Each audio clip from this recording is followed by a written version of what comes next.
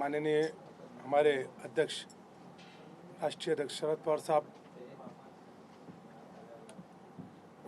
Doctor Jitendra आवाड जी, उनका शुक्रिया अदा करूंगा। हमारे सभी कॉरपोरेटर का शुक्रिया अदा करूंगा, हमारे अध्यक्ष मनोज प्रधान जी, शमीम खान जी, और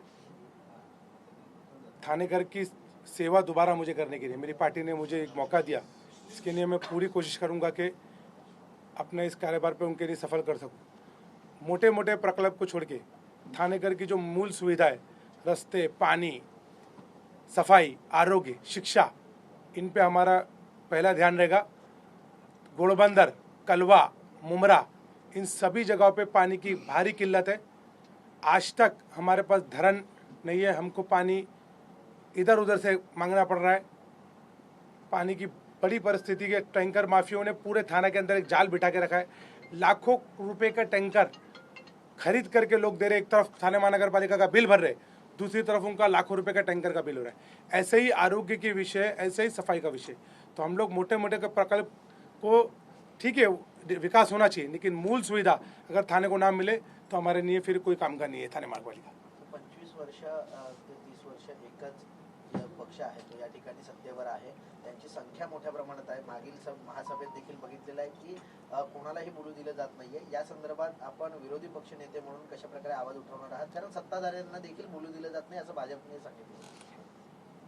जो परिस्थिति पहले थी, आज जो सत्ता में लोग बैठे, ये महासभा के अंदर का पहले से प्रथा चालू है।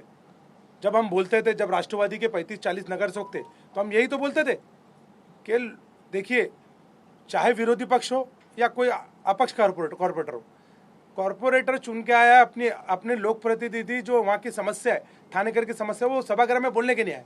आप उसको उसकी समस्या बोलने ही नहीं देंगे, या आपके कुछ ठहराविक लोग अगर बोलेंगे तो सभागृह का यही अंजाम रहेगा। जो उन्होंने दूसरों के साथ किया वो आज खुद हो रहा है। तो आने वाले वक्त के अंदर सभागृह में चलेगा नहीं। सभी सदस्य 131 सदस्य को अपनी भूमिका मानने का सभागृह में अधिकार है, और वो हम उनको अधिकार दिला के ही रहेंगे।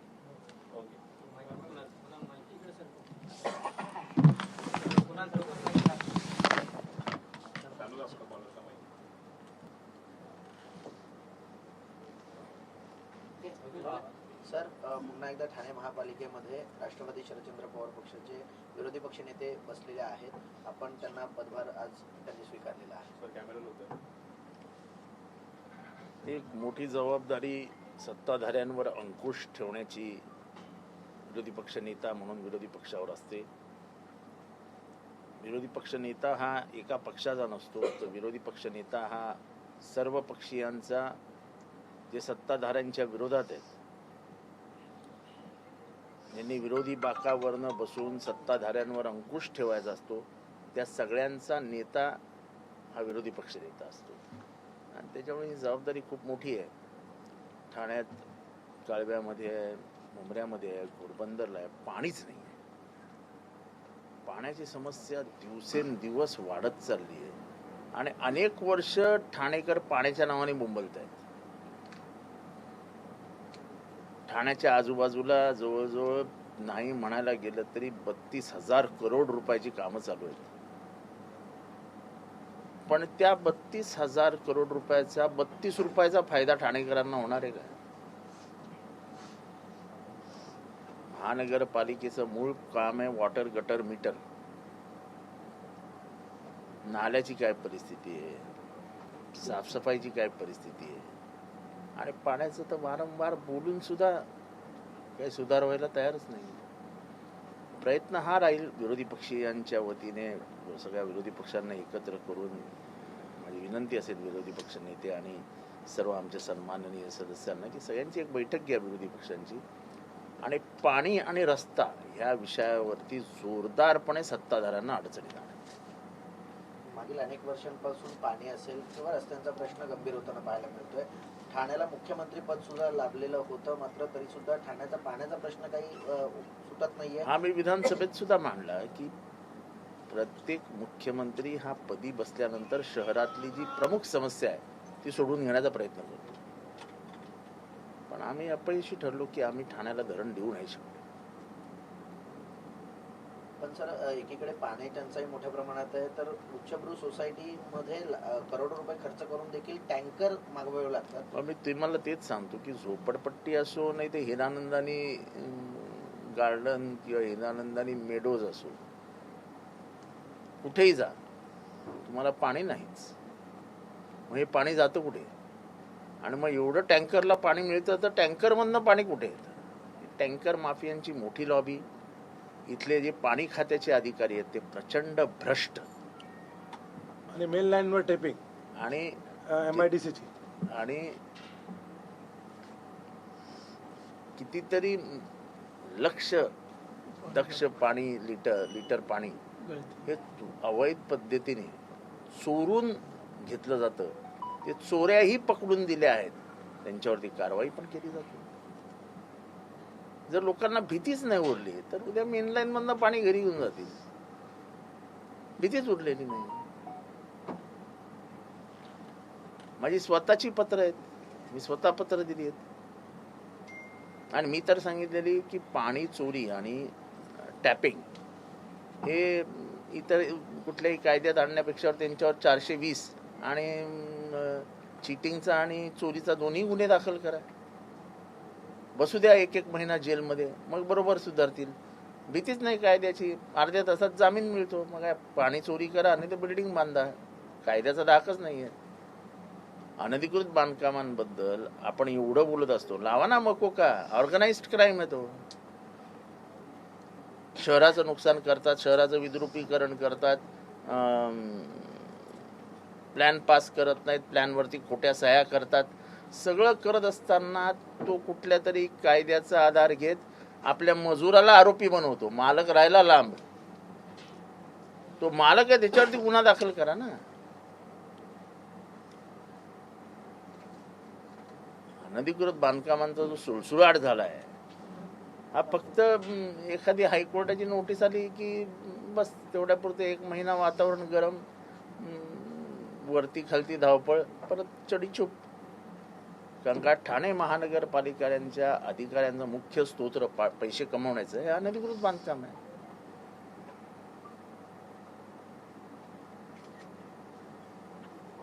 कळवा, मुंब्रा, दिवा आणि गुणवंतांसाठी संघर्ष करावा लागतो. का वाटतं येणाऱ्या काळात अनेक समित्या स्थापन केल्या जाणार, मात्र अनेक विषय मांडले देखील पट्टावरचे विषय ते घेतले गेले, अनेक विषय महासभेमध्ये घेतले गेलेले आहेत. सुधीर भगत असेल, शरद पवार असेल, लक्षवेधी सूचना देखील डावलण्यात आलंय. त्यामुळे कुठेतरी येणाऱ्या काळात हे विषय मार्गी ते लागतील. पहिली महासभा होती ठीक आहे, जरा दुर्लक्ष करूया.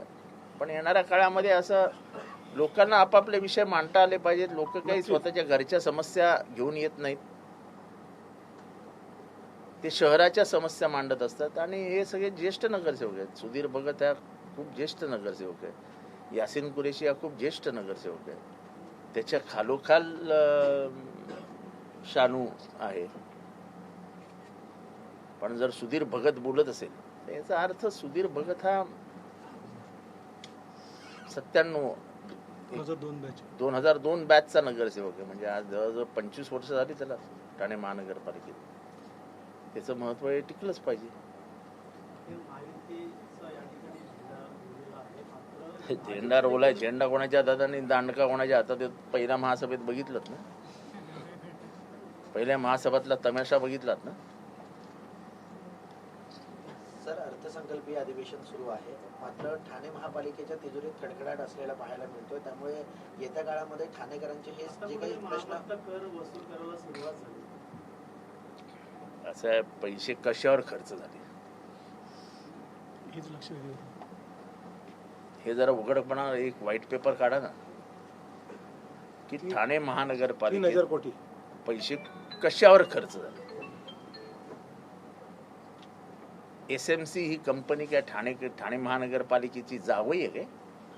बघा ना, आज रंगरंगोटी SMC, त्या याला पेंटिंग SMC, त्याला पेंटिंग SMC, करोडो रुपयाची बिलं.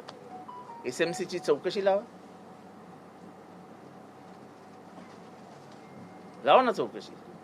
तुम्ही रस्त्यावरनं जाताना ते अशा त्या खांबाला लाईट लागलेले ते काय व्हायरल लाइटिंग वगैरे काय होतं, सगळ्या खांबांना होते. किती चालू आहेत, किती बंद आहेत, काय होतं त्याची गॅरंटी, किती महिन्याची गॅरंटी होती. म्हणजे 15-15 दिवसासाठी लाईटिंग करायचं आणि त्याची बिलं काढत राहायची काय.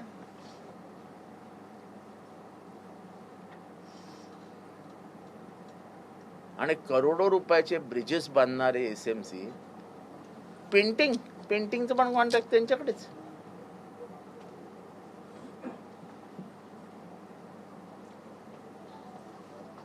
येणाऱ्या काळात नवीन महापालिका उभारली जाणार आहे रोडमध्ये या रस्त्यावरती. काय वाटतं येणाऱ्या काळात महानगरपालिकेचं प्रस्ताव होणार का? अरे महानगरपालिका बांधा, ती 50 मजली बांधा, काय हरकत नाही. पण सुविधा काय आहेत त्या बघा ना. ठाणे शहराला कुठल्या सुविधांची गरज आहे, कुठल्या सुविधांची गरज आहे ते आधी बघा ना. ते प्राथम्याने ते प्रश्न न सोडवता उगाच काहीतरी मोठा गाजावाजा करायचा आणि मोठी बिल्डिंग बांधायची, काय अर्थ नाही. आणि तिथे महानगरपालिका बांधत असताना तुम्ही रिझर्वेशन्स कसे चेंज केले, काय चेंज केले, हे रेमंडच्या लोकांना विचारा. लोकांच्या रेमंडच्या लोकांना, म्हणजे जे त्या परिसरामध्ये राहायला आलेत त्यांना ते आवडलंय का. गार्डनचं रिझर्वेशन बदललं, ह्याचं रिझर्वेशन बदललं, त्याचं रिझर्वेशन बदललं, कसं चालेल.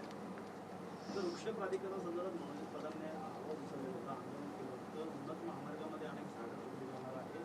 कत्तल सर्रास ठाण्यामध्ये सुरू आहे. पूर्ण ठाण्यातच नाही, पूर्ण महाराष्ट्रामध्ये झाडांची कत्तल केली जाते.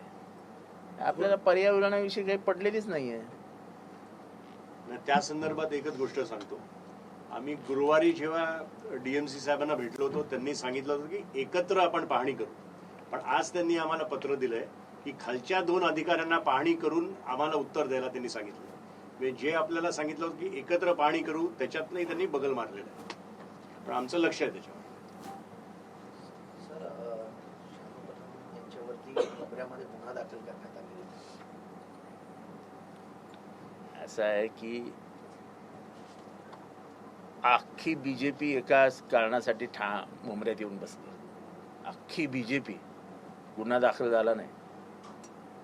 आणि शानू पठाणच्या एका अशा वाक्यावर की ज्या वाक्याचा संदर्भच लागत नाही, अशा संदर्भहीन वाक्यावरती पोलीस गुन्हा दाखल करतात. पोलिसांचं नेमकं काय, म्हणजे पोलिसांना नेमकं काय करायचंय. म्हणजे काय, कोणाच्या इशाऱ्यावरनं हे चालू आहे. आणि असे गुन्हे बिने टाकून काय, असे मुस्लिम आरक्षण रद्द झालं, सर्वात पहिला आवाज मुंबऱ्यामध्ये उचलला गेला. मग तो शमीम खान असो, ते शानू पठाण असो, तो सुधीर असो, यासीन असो, या सगळ्यांनी मिळून आवाज उचलला.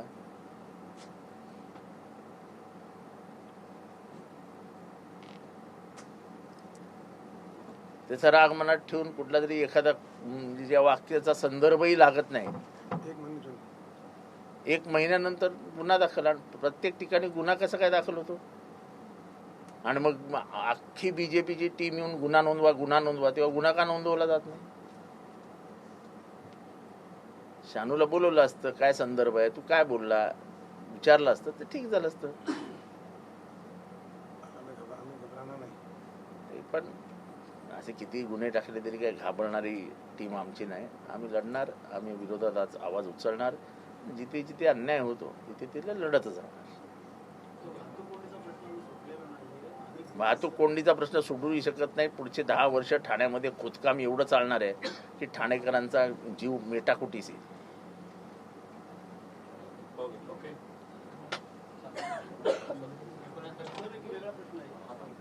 जे युद्ध चालू आहे त्याच्यामुळे पाहायला गेलं तर मोठा फटका जो होतोय.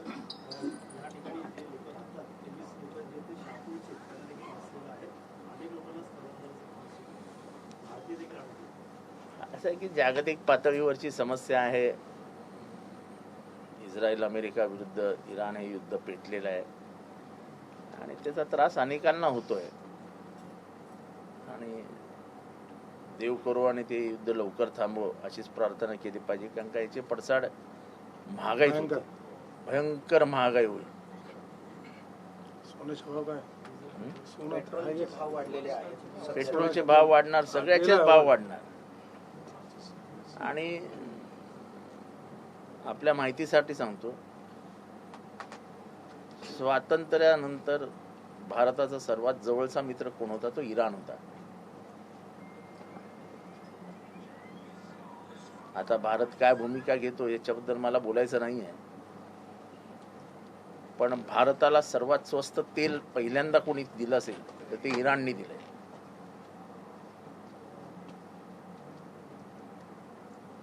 उमरा आणि जम्मू काश्मीर देखील आता इस्रायलच्या विरोधात उतरले. पण उमऱ्यामध्ये आंदोलन करण्यात आले. असे आंदोलन होत राहतील, पण मी तुम्हाला एक साधा इशारा दिला किंवा जेव्हा भारत अत्यंत गरीब होता, स्वातंत्र्यानंतर भारताला तेलाची गरज होती, तेव्हा पहिल्यांदा स्वस्तात तेल भारताला देण्याचं काम इराणने केलं.